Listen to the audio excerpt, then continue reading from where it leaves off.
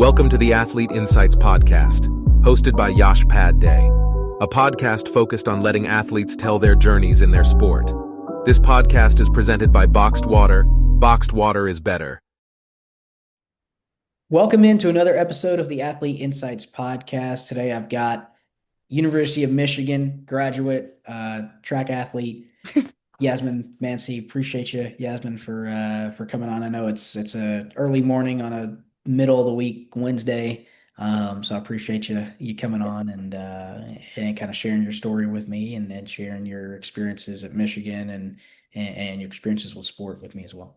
Yeah, absolutely. Super excited to So be here. yeah, so can we like I do with all my athletes that I interview, like to kind of start from the top is can we talk about when you first kind of first got introduced or first got experienced sport, say, per se? Yeah, so I started out playing sports when I was about 4 years old, and it was Hmm. always soccer. For the first like 12 years of my life, I played soccer, and I didn't even think about track and field until I got to middle school. But yeah, first experience, my mom was actually my coach when was a soccer player, and I'd always play like winger, and I always play forward, do a lot of running, but it never really clocked until later that we could maybe do something with that. Yeah. So I ran my or actually when I was in middle school, I had a soccer game and a track meet on the same day, and I did both. Hmm. And my track coach went to my soccer game and saw kind of me running and like asked if I could be on the track team when I was in middle school. So I was kind of like, no, like I like soccer. Keep me away from that track and field stuff. I'm done. But then I got convinced to go to a track meet. Yeah. And ever since then, I kind of realized that I had a zest for running and it was something that I was good at. And I was kind of like, Hmm. you know what? Like, let's do it. So it wasn't until I got to high school and I started getting recruited for both soccer and track at the Mm. same time for college that I had to make a decision of which sport I wanted to play. Gotcha. So that was kind of tough because, high school you, freshman year high school you doesn't really know Yeah. what the future should be. But I did realize that I was getting more recruits for higher level like t schools for track and not as much for soccer. Gotcha. So, and one of my kind of goals, I remember I made a time capsule for myself when I was in middle school, and it said that Hmm. and I opened it up when I was in high school, and it said I wanted to play soccer at Michigan. That was like my goal in Um, my time capsule. So we got one of those and we're gonna yeah. track at Michigan. So I really love track and field though. It's been really exciting being able to, recruit during COVID, so it was tough. Yeah. Um, and then be able to go to a school that I really, really loved. So yeah, that's kind of a Yeah. little background on how I found sports. Gotcha, gotcha. And talk about your high school career. Can you kind of talk about, I always say what's a lesson or what's something you took away? Can you talk about that from your high school career? What's one lesson? What's something that you took away from your high school athletic career? Yeah, so I think from high school, one of the biggest things that I learned was to be well-rounded in your sport. Mm. I Yeah. think I was really involved in different extracurriculars along with track and field in high school, Hmm. and those were the things that kind of kept me sane in a way because track and field is a Uh, very mental sport. So yeah. having different cups to fill, different groups to be a part of while also playing my sport Yeah. was something that really kept me at a good peace of mind and kept the stress like not too high because I feel like Mm. when you add your energy in different places, it really helps with managing stress because it's not everything is all your eggs are in one basket. It's not all your Yeah. sport. It's kind of like you care about your schooling, you care about your different clubs, you care about your Yeah. family, all these different things you put your time into. Hmm. So that definitely helped me in college because it made me not, even though it was a Division 1 sport, I wasn't super stressed about, you know, I'm gonna just care about this and that's it. Like there's always other things for me to look for. So yeah, that's the biggest thing I learned from high school for sure. Gotcha. And you mentioned obviously you've got the Michigan t-shirt on. You went to Michigan. Uh, go Big Blue, if I could say. It'll make I mean I'm from Cincinnati. I have a bunch of Ohio State fans, so I always like to troll, I guess you could say, Ohio State fans. But it can you talk about your recruit? I'm always interested in the recruiting side of things. You mentioned you were being recruited for soccer and track. Mm. Can you talk about your recruitment process a little bit, kind of what went into that and how you, I mean, ended up at Michigan after through that process? Yeah, yeah, definitely. So soccer recruited when I was in high school, it recruited when you were a freshman. And Hmm. then track and field was kind of like main recruiting was your junior year, but I started hearing things when I was a freshman. So that's kind of how I knew it was a Uh, possibility. But it yeah. wasn't actual like I want you to be on this team. I want you to visit. It wasn't like that. Uh, Soccer, on the other hand, though, a lot of my friends, I played for the Hawks, which is basically a competitive team in Michigan. And okay. a lot of my teammates were, committing to Michigan, committing to Eastern, committing to all these different schools. And I Yeah. kind of was not getting like, I was getting some schools that were smaller and just not like something that I want where I wanted to be. Hmm. But so in my junior year, when I started getting recruited for Michigan, essentially, it started out getting a lot of paper mail, and it was just like, okay, random schools would just kind of reach out and say like, hey, let's set up a call, let's talk. Yeah. But Michigan was a little different because Coach McGuire went to one of my track meets, my state meet actually, and he saw me run my PR in the mile. So it was a day I Um, ran 4:54 in the mile, and he saw me okay. running, and he contacted my coach.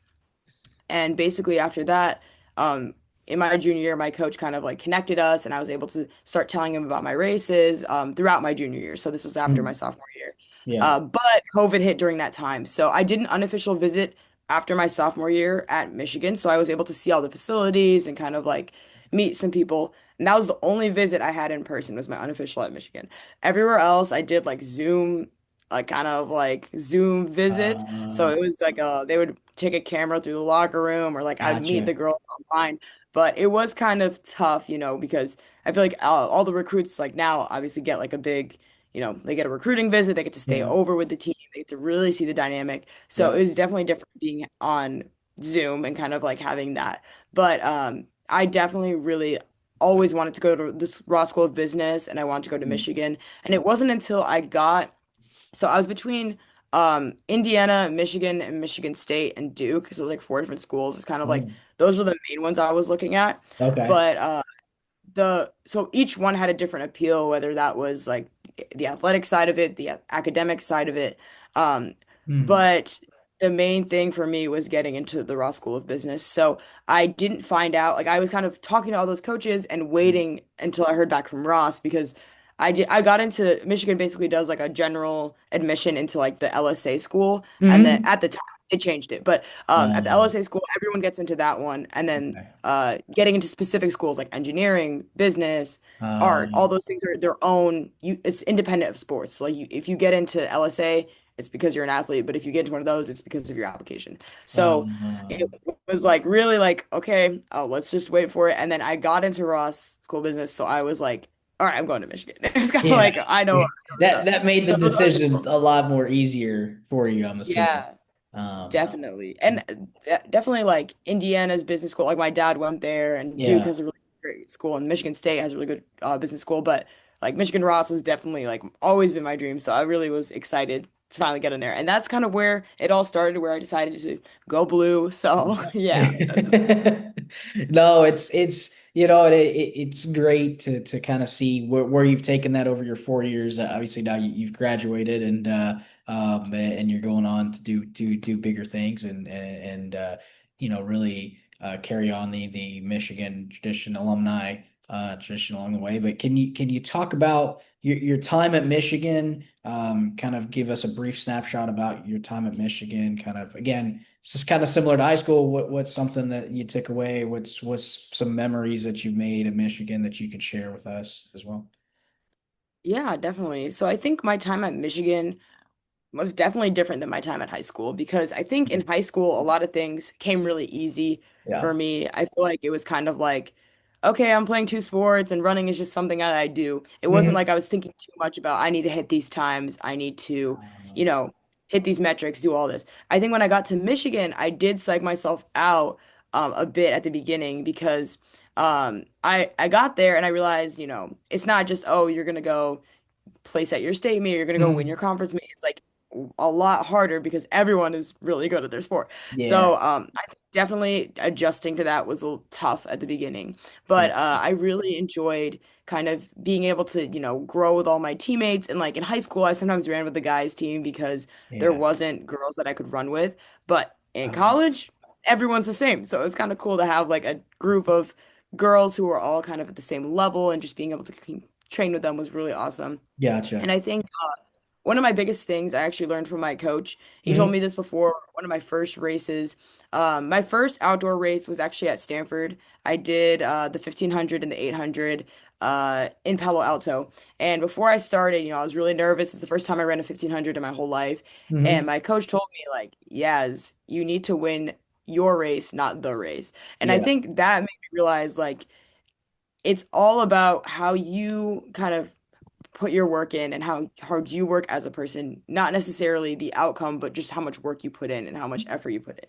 Hmm. So that was something that I really wanted to carry throughout my college experience because I dealt with a lot of different injuries and it was really hard for me mentally to kind of go through that. Hmm. Um, I think like it was tough for like my body, but being able to understand like I want to win my race and I don't Yeah. want to just win the race, it really helped me realize, okay, maybe my race is getting through this injury. Maybe my race is finishing the race. Like there's Yeah. always different things that could be like my race. So I think that really helped with my just mindset and my understanding of like track. So that's kind of a little bit about my experience in Yeah, college. no, and I can connect that because I'm a golfer, and so golf is so mental. When you were talking about the mental side of things, I started to connect the pieces to golf as I play, and again, it's so Mm, it's so mental that when you're not really like in track, you have competitors, but you're really focused on your time beating your PR, getting a PR or whatever it may be in that regard. mm, And so really the mentality side, the mental side of it, it plays a huge part. Like you mentioned, in sport in general.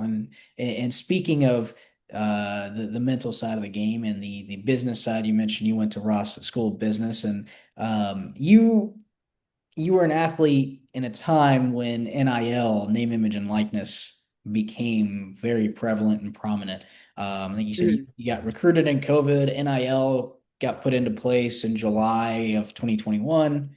Mm. Can you talk about your experience with NIL? Was there a process that you had with NIL? Kind of what your experience was dealing with that at Michigan?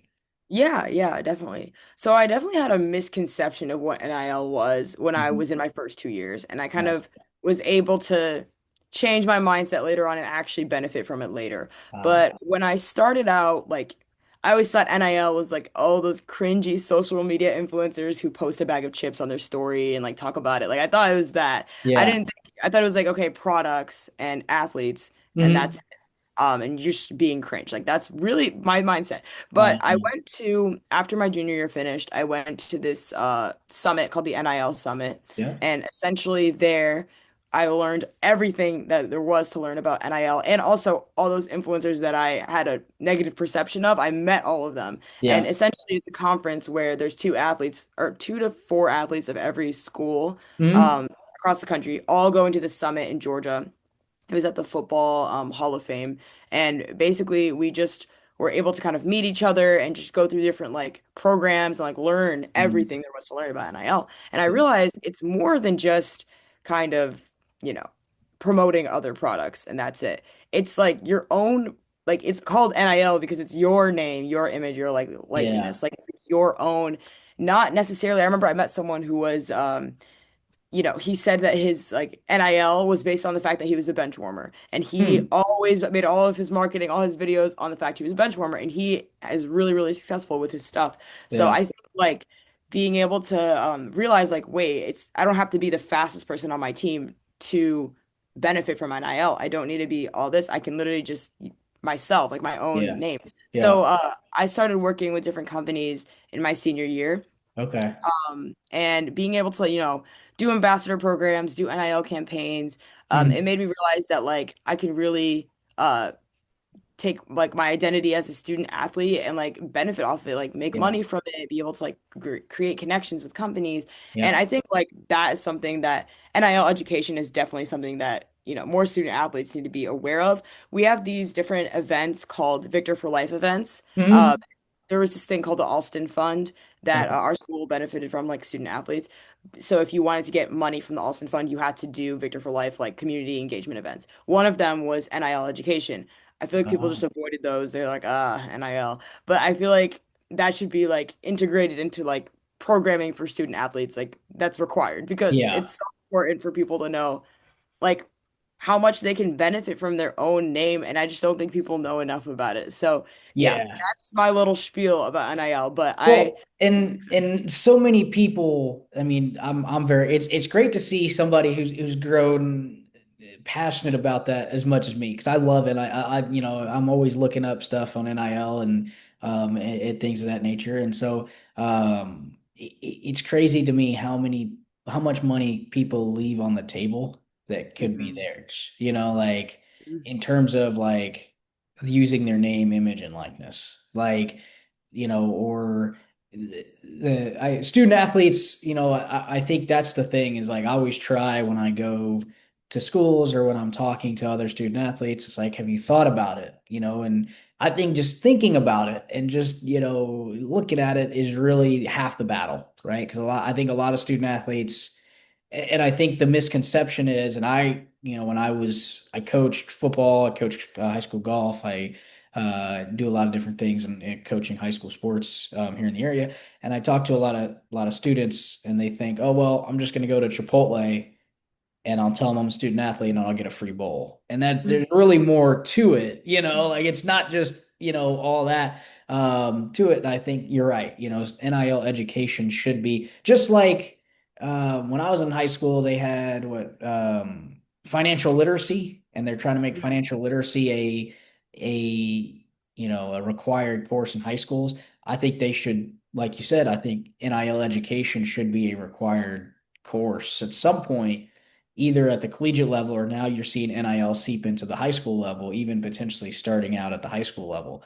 Mhm. in that regard. And um, out of those connections and out of the Ross School of Business, I know you started your nonprofit, the Sun Bundle, which is unique, which is great. And can you expand on that? Can you talk about your nonprofit, kind of how you started that, kind of what the process was, and talk about your nonprofit a little bit. Yeah, yeah, definitely. Yeah. So the Sun Bundle is my organization that I started in 2023. Hmm. Essentially, I started it because I saw inequity in sports firsthand when I was competing in Egypt. Mm. I was wearing my Nike Pegasus and my Nike Dragonflies, and I was Yep. racing against people who were barefoot, running in Crocs, running in just footwear that was not fit for track and field. And it Yeah. made me realize there's a gap between student athletes and their gear and Mm. also people in need. And I really want to be able to bridge the gap with an organization that looks to do community engagement and gear donations. So Mm. the Sun Bundle, essentially is an organization that works with different chapters of universities. So right now we have chapters at Michigan State and Michigan. Okay. We work with different universities to collect excess equipment and gear. And repurpose it and donate it to communities in need. So that Mm. repurposing is kind of creating care packages, which are sun bundles. Yep. So we like to add in, nutrition and health information, gear, deodorant, jump ropes, different items to kind of create a tangible for student athletes to take away after we do programming with them. Gotcha. So essentially, we'll take our experience as student athletes, you know, uh, whatever experience, whatever sport it is, we like to take a few athletes from each sport and go to the school that we're donating to, and they'll say a few words about their experiences, talk to the athletes, inspire them, and then also donate the care packages that the student athletes made. Mm. So it really looks to just kind of create a more equitable solution for student athletes and also a circular economy because, like sustainability is a really huge thing for Sun Bundle. We Yeah. want to be able to take resources that people aren't using and then get them in the hands of people who need them. One of Yeah. our catchphrases is every great athlete was once where you are. So Mm. being able to realize that they're also budding athletes, like they could have really awesome stories if they just have the right equipment, like it could really Yeah. help them. Yeah. So getting that equipment into their hands is something that's huge. So yeah, Sun Bundle is something definitely I'm working on it actually right now full time as my job. So being an entrepreneur is something I've always kind of thought of. Didn't really think I Mhm. could do it until I realized like the growth that we've had so far. Yeah. But yeah, so I think we want to expand across different universities across the country. We're just starting small right now in Michigan, and then Mhm. hopefully able to get that SOP expanded across country. So that's kind of a little background about what the Sun Bundle is.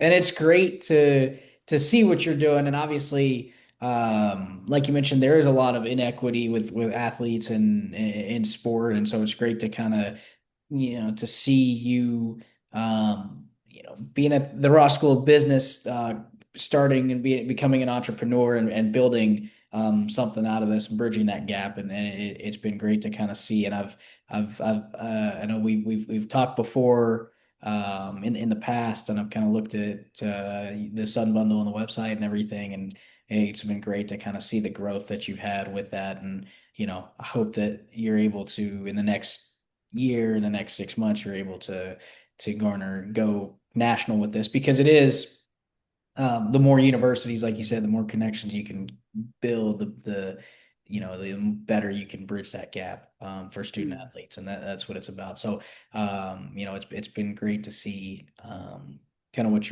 you're doing with that. And before we end the podcast, Yasmin, I always offer the chance for my student athletes to give advice to the next generation or the younger generation. That's really why I start. That's one of the big reasons why I started the podcast, is to help inspire the young kids. And like with your nonprofit helping student athletes, build for that bridge with equity with equipment.